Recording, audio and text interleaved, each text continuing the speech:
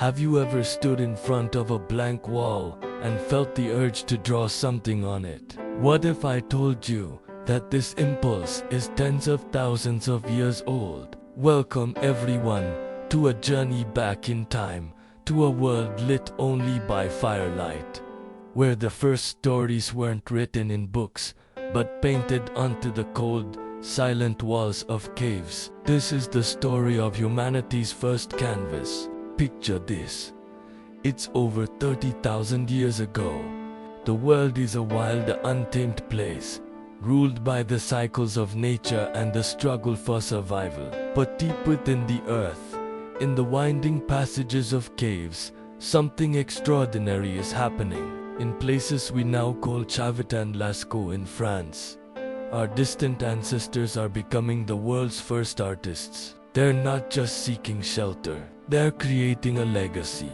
These weren't just random scribbles. The walls of Chauvet Cave, for instance, explode with life. We see powerful lions, galloping horses, and charging rhinos, all captured with a sense of motion and realism that is simply breathtaking. These artists had an incredible understanding of animal anatomy and behavior. They used the natural curves and bumps of the cave walls to give their paintings a three-dimensional effect, making the animals seem as if they could leap right off the stone. It's like the first 3D cinema, powered by imagination and firelight. But how did they do it? Forget modern paint tubes and brushes.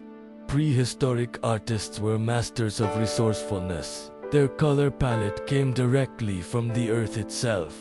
They ground up black charcoal from burnt wood to create deep, bold outlines. They used red and yellow ochre, which are natural clay earth pigments, to fill their creations with warmth and vibrancy. These minerals were mixed with binders like cave water, animal fat, or even saliva to create a paste-like paint. Their tools were just as ingenious. They might have used their own fingers to smudge and blend colors.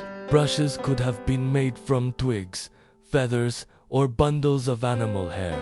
For a more sophisticated technique, they even developed a prehistoric airbrush. They would fill hollow bones or reeds with pigment and blow through them to spray fine, even layers of color onto the walls. Can you imagine the skill and patience that required, working in near total darkness, with only the flickering flame of a tallow lamp to see by? Let's travel forward in time a bit, about 15,000 years after Chauvet, to the magnificent cave of Lascaux. Often called the Sistine Chapel of Prehistory, Lascaux is a stunning gallery of over 2,000 figures. The most famous section, the Hall of the Bulls, features enormous depictions of aurochs, the ancient ancestors of modern cattle. One bull is a staggering 17 feet long, the largest prehistoric painting ever discovered. Standing there, you can't help but feel a sense of awe and wonder. You're not just looking at art, you're connecting with the minds of people who lived 17,000 years ago. So, why did they go to all this trouble? Why venture deep into the darkest, most dangerous parts of a cave to paint? This is the great mystery that archaeologists and art historians are still trying to solve. These paintings weren't just for decoration. They were placed in areas of the caves that were difficult to access, not in the main living quarters. This suggests they held a special, sacred purpose. One popular theory is that the paintings were part of hunting rituals. Perhaps by painting a successful hunt, the artists believed they could magically ensure a real-life successful hunt. It was a way to gain some control over a dangerous and unpredictable world. Capturing the spirit of the animal on the wall might have been seen as a way to capture the real animal in the wild. Another idea is that these caves were spiritual sanctuaries, places for ceremonies and shamanic journeys. The shamans, or spiritual leaders of the tribe, might have entered a trance-like state and painted the visions they saw, believing the animals on the walls were spirit guides or messengers from another world. The darkness, the echoes, the flickering light, it would have been an intensely spiritual and transformative experience. But perhaps the simplest and most profound reason is this: communication.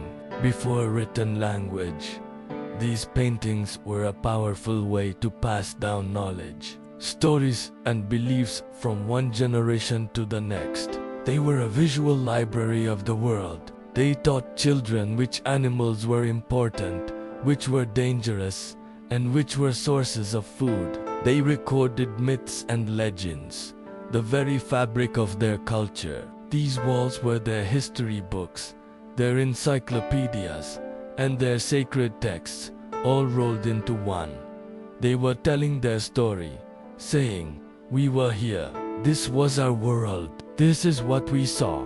The legacy of these first painted walls is immense. They mark a monumental leap in human cognition, the birth of symbolic thought. The ability to represent the world through images is the foundation of all art, writing, and even science that followed. When you look at the bold lines and expressive forms in the Lascaux bulls, you can see the distant echoes of modern artists like Pablo Picasso. In fact, after visiting Lascaux, Picasso himself famously declared, "We have invented nothing."